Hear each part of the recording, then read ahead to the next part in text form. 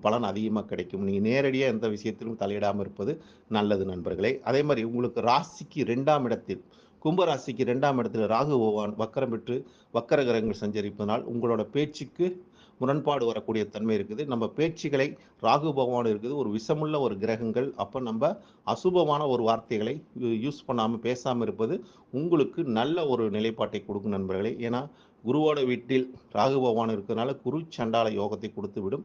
அப்ப நம்ப தேவையில்லாத வாக்குகளை பிரயோகம் பண்ணாம இருப்பது உங்களுக்கு சிறப்பை தரும் நண்பர்களே. ஏன்னா, வாக்கு என்பது தனத்தை கொடுக்கக்கூடியது, உங்களுக்கு கௌரவத்தை கொடுக்கக்கூடியது.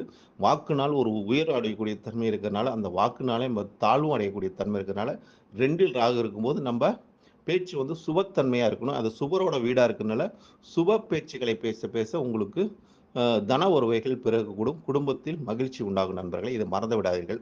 அடுத்ததாக உங்களோட ராசிக்கு